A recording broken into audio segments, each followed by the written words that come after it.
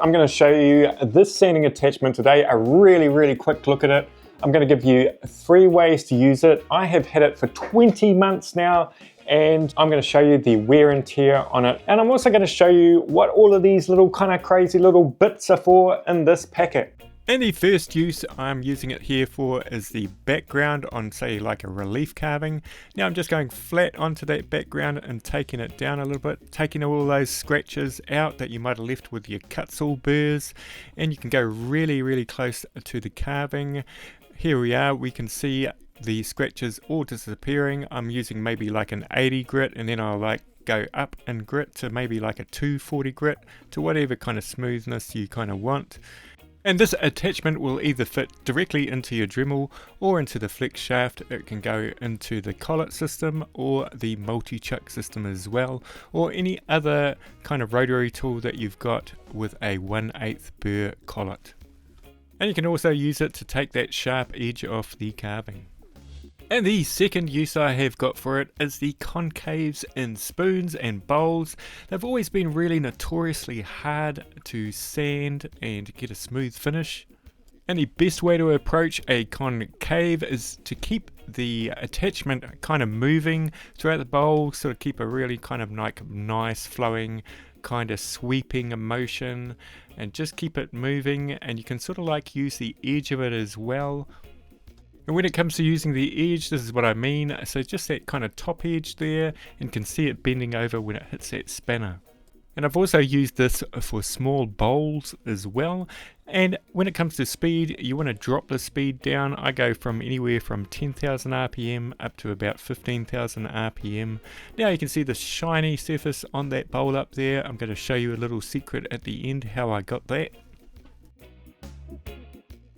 And the third use is miscellaneous shapes.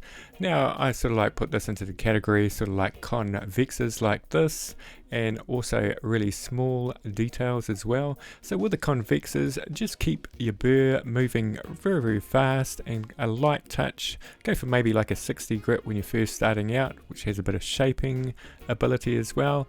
With the finer details, you would just want to use the edge of the burr. You can sort of see me using the edge just to get into that narrow bit there. And then sort of like in the bigger areas, you can sort of like use more of the sander. Now I've used this for most of my carvings over 20 months, and you can see there the hooks are still in really good condition. You're probably actually just going to run out of the pieces of sandpaper before you actually wreck this part of the sanding bit. Okay, so what have we got in the packet? This is the main kind of one you're going to be using. So this is just screws onto here. And it comes with a spare shaft as well. Not quite sure why, because this one has lasted me just fine. And then you just put your Velcro bits of sandpaper on there. Now, what are these other bits for? Well, there's this thing here. Now, this is really just a hand sand paper thing where you put the disc on there and you can sort of use it like that. And these things here, they will go on the end here.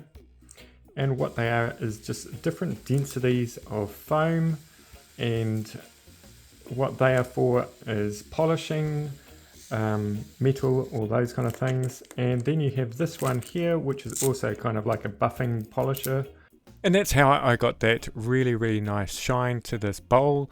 Pretty much I put a dark wax on, and then I sort of wiped it off with a rag and then buffed it up with this polisher. And I do have an affiliate link in the description for the sander. But until next time, we will see you later, and happy carving everybody.